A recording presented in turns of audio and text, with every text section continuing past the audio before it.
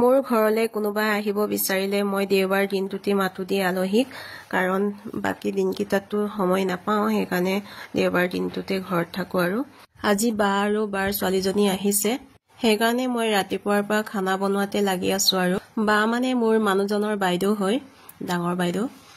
ছোৱালীজনী আহিছে, যিহেতু ছোৱালীজনী বহুত দূৰত পঢ়িবলৈ যাব, সেইকাৰণে আজিৰ ভাত সাজ ইয়াতে খাবলৈ মাতিলো আৰু মাক জীয়েককে, যিহেতু দাদা বহুত দূৰত থাকে কৰ্মসূত্ৰে, ঘৰতটো নাথাকেই। আৰু এইফালে মই মূলা শাকৰ লগত আমৰটো কলিজা বনাইছো ব্ৰইলাৰ, আৰু আনফালে কেৰাহীত মাটি দালি আৰু ঔটেঙা গাহৰি বনাই আছো আৰু মই লাহে লাহে হৈ গৈছে।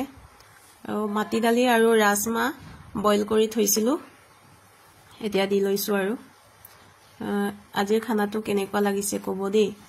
আমাৰ আলহীয়ে কিন্তু ইমান খাব নোৱাৰে, এপিচ দুপিচে খায় আৰু বেছি খাব নোৱাৰে, আমিয়ে খামগে। আৰু বায়ে মোক খং কৰি আছে দেই, কিয় ইমান গাল বনাই আছে বুলি। কেতিয়াবা এবাৰহে ভায়েকৰ ঘৰলৈ আহে ন, সেইকাৰণে বনাই দিছো, খাব নোৱাৰিলেও। আৰু আকৌ এইফালে আমি মিগমহঁতৰ ঘৰলৈ আহিলো, ভণ্টিহঁতৰ ঘৰলৈ। বায়ে চাম বুলি ক'লে মিগম কেনেকে চাই আছে চাওকচোন আপোনালোকে। আলহীক অকণমান দেখাই দিলো। আৰু এইফালে আমাৰ লাজুকীয়া ছোৱালী